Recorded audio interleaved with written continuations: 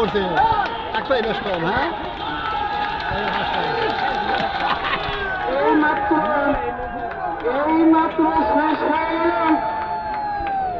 100 fit নৌকাবাস প্রতিযোগিতার প্রথম group. অংশগ্রহণ করেছিলেন হান্নান ব্যাপারী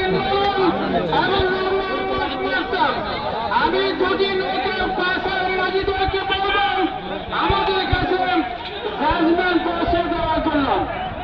আমাদের কমিটির পক্ষ থেকে যে জাজমেন্ট দেওয়া হয়েছে তাড়াতাড়ি লয়ে নৌকা ডুবা